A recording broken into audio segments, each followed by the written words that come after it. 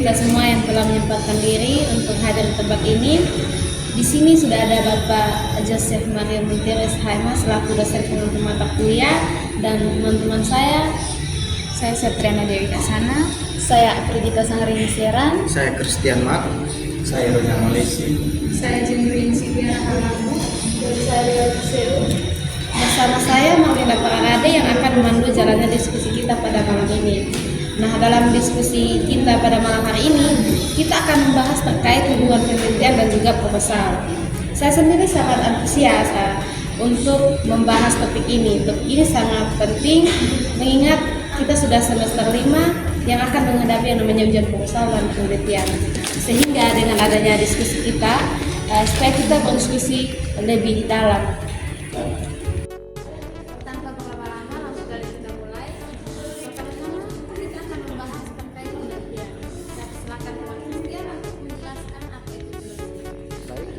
Di sini saya akan menjelaskan tentang penelitian. Penelitian merupakan suatu kegiatan ilmiah karena dalam pelaksanaannya berpedoman pada tata cara ilmiah.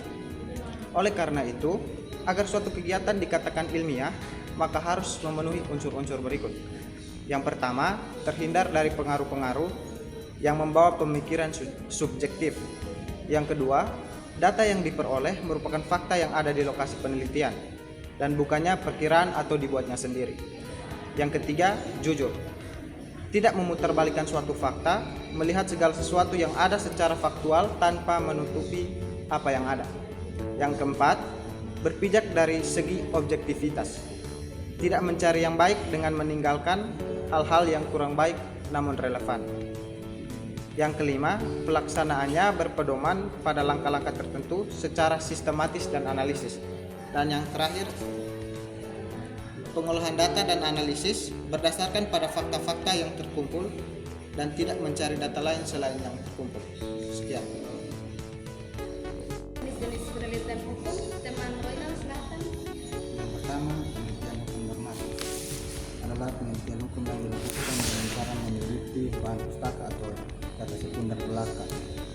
Dan penelitian hukum normatif adalah bahan pustaka atau data sekunder bahan hukum yang dimaksud sebagai berikut. Yang pertama, bahan hukum primer adalah bahan hukum yang memiliki kekuatan mengikat, yaitu satu, norma atau kaidah dasar yang pembukaan UUD Negara RI tahun 1945. Yang bagian B, bahan hukum sekunder adalah bahan hukum yang memberikan penjelasan mengenai bahan hukum primer seperti 1. Naskah akademis, 2. Rancangan undang-undang, 3. Hasil penelitian ahli hukum. Bagian C, bahan hukum tersier adalah bahan hukum yang memberikan penjelasan mengenai bahan hukum primer dan bahan hukum sekunder seperti 1. Kamus bahasa Indonesia, kamus bahasa Inggris, dan Black Law Dictionary. 2.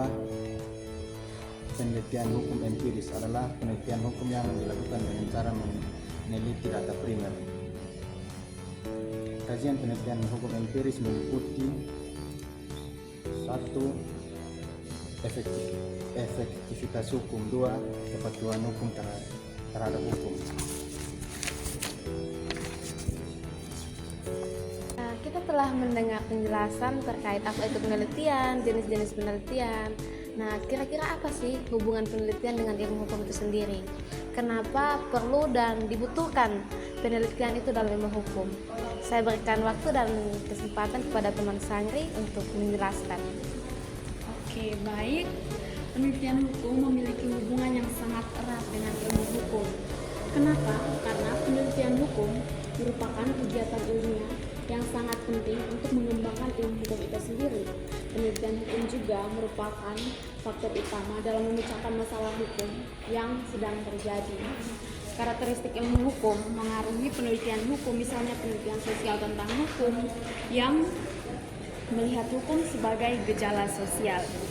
Bisa kita lihat di dalam buku yang telah ditulis oleh Pak, di mana menurut para ahli, salah satunya Alma, hubungan antara ilmu dan penelitian seperti hasil dan proses, di mana penelitian itu sendiri merupakan hasil dan ilmu hukum itu merupakan hasilnya. Kenapa penelitian hukum memiliki hubungan yang erat dengan ilmu hukum? Karena teori hukum sangat penting dalam penelitian hukum karena dapat digunakan untuk mengungkapkan fenomena-fenomena hukum. Contohnya seperti kita sebagai manusia merupakan makhluk sosial dan tidak luput dari fenomena-fenomena hukum yang terjadi di sekitar kita. Dengan adanya penelitian hukum, kita bisa mengetahui penyebab terjadinya fenomena tersebut, upaya-upaya yang dapat dilakukan untuk mencegah fenomena tersebut. Sekian dari saya terkait dengan hubungan penelitian hukum dan ilmu hukum. Oke, sekarang kita akan membahas terkait dengan pasal penelitian.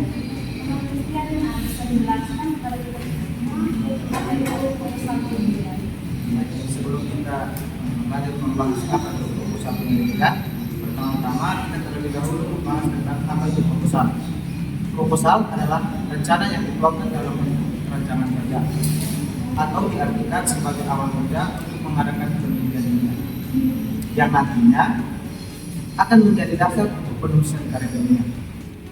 Proposal penelitian memiliki persyaratan ilmiah sesuai bobot pendidikan yang ditempuh. Suatu proposal penelitian bagi seorang mahasiswa yang akan menghadiri studi satu disebut skripsi. Setelah mengetahui tentang proposal penelitian, pastinya dari proposal itu sendiri mempunyai fungsinya. Nah, teman Dewi silahkan. Nah, jadi fungsi dari proposal itu ada 3. Yang pertama adalah sebagai acuan arah dan tujuan penelitian. Yang kedua sebagai acuan cara melakukan penelitian. Dan yang ketiga sebagai acuan melakukan analisis hasil penelitian. Seperti itu yang tertulis dalam buku. Oke, baik. Kalau ada fungsi pasti ada tujuan kan teman-teman. Nah, teman Dewa silakan menjelaskan tentang tujuan dari proposal penelitian itu sendiri. Tujuan proposal penelitian senantiasa mengikuti apa yang telah menjadi rumusan masalah dan menjelaskan apa yang ingin diperoleh dalam proses penelitian. Nah, tujuan penelitian sendiri itu harus memuat secara tegas dan jelas dan memiliki keterkaitan antara rumusan masalah dengan tujuan penelitiannya. Sekian dari saya. Kita telah membahas banyak terkait dengan proposal dan juga penelitian. Nah, sekarang kita akan mendengarkan penjelasan mengenai isi dari proposal. Teman Tiara, saya silakan. Baik, terkait dengan isi proposal penelitian. Proposal penelitian berisikan prosedur penelitian, yaitu uraian langkah kegiatan yang harus diperhatikan dalam melakukan penelitian. Dalam garis besarnya, logis penyusunan suatu proposal penelitian itu yang pertama ada judul penelitian. Judul penelitian hukum merupakan refleksi terhadap tema atau topik yang menjadi objek penelitian.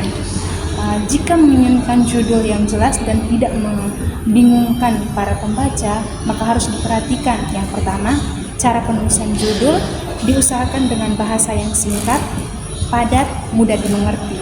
Yang kedua, judul diusahakan secara eksplisit mencerminkan bidang studi yang diteliti.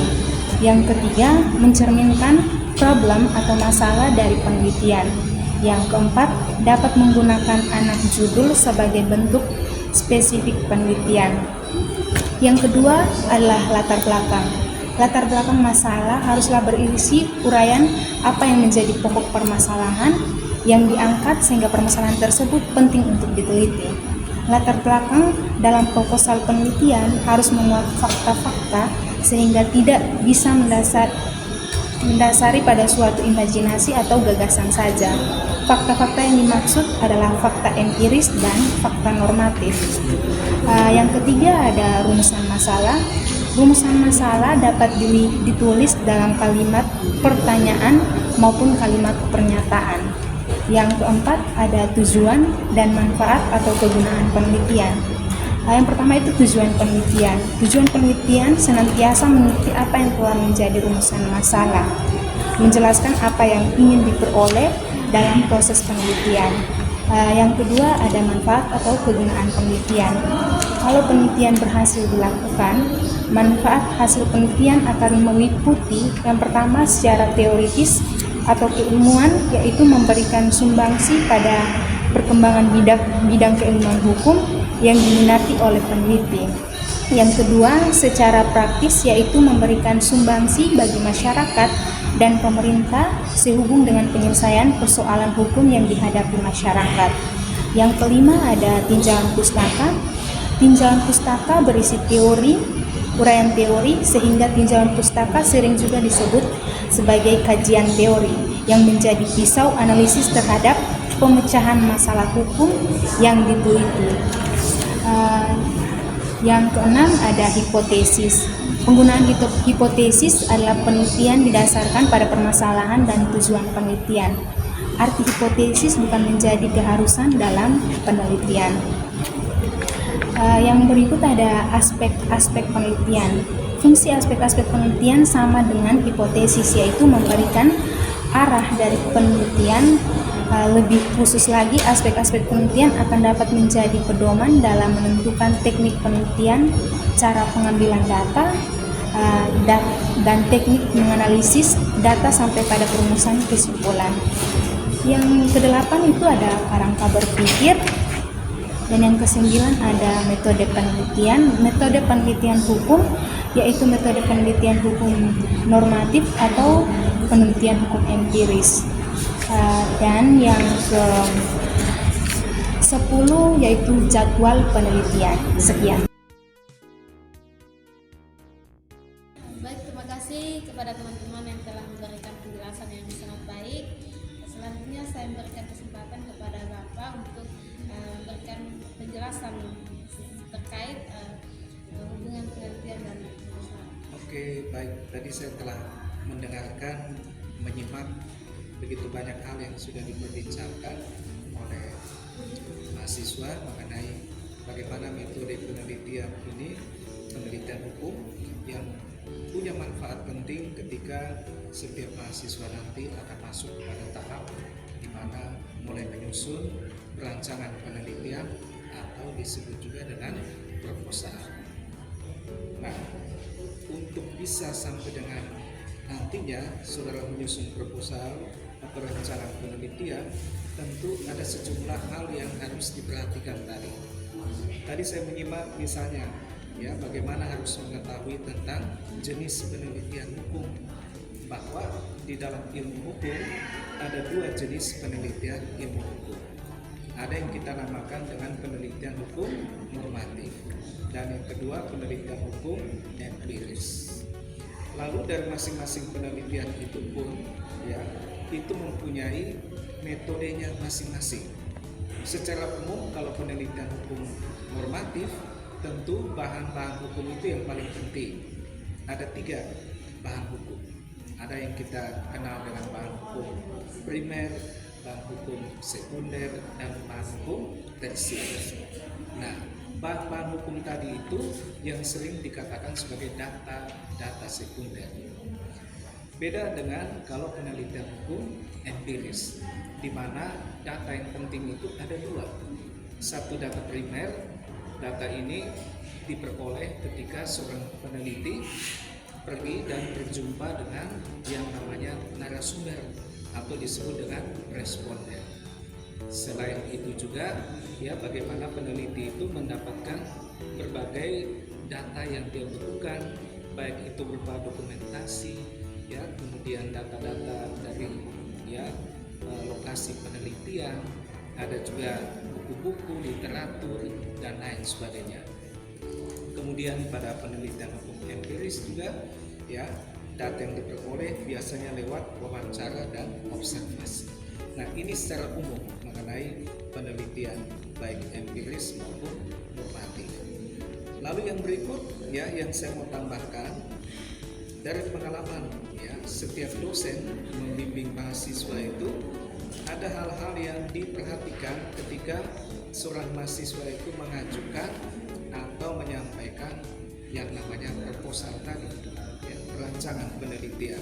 Misalnya yang pertama itu dikatakan apa yang menjadi permasalahan atau isu ya, kata lain permasalahan itu atau isu hukum yang benar-benar bahwa isu atau masalah hukum itu ya itu adalah fakta, dan ya isu atau masalah hukum itu berangkat ya dari aturan hukum yang dilihat atau dipahami oleh peneliti itu atau calon peneliti tidak bisa diimplementasikan ya secara efektif.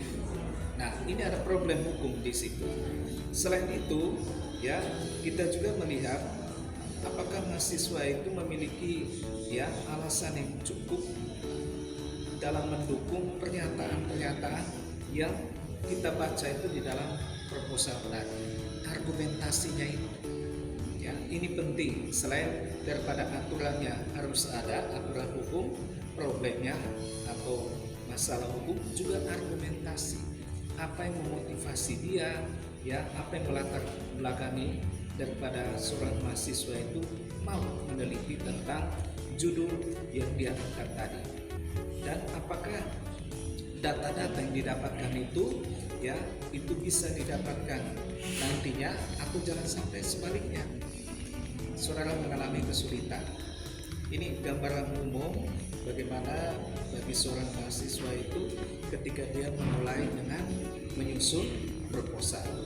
Tapi jangan khawatir ya, ini melatih kita, melatih saudara supaya bisa menulis, menyusun secara ilmiah, berpikir secara ilmiah, kemudian ya data-data juga valid, lalu penguasaan terhadap peraturan atau ya ketentuan hukum yang ada, dan bagaimana saudara juga bisa ya membahasakan bahasa ilmiah, bahasa hukum yang ada. Nah, jadi ini ya menurut saya penting pada malam ini saudara bisa mempelajari mengenai metode penelitian tadi. Demikian dari saya, mudah-mudahan nanti ini akan saudara bisa gunakan ketika memulai dengan menyusun proposal penelitian. Terima kasih. Terima kasih kepada Bapak yang telah menambahkan. Demikian jauh pembahasan kita kali ini. Sekian dan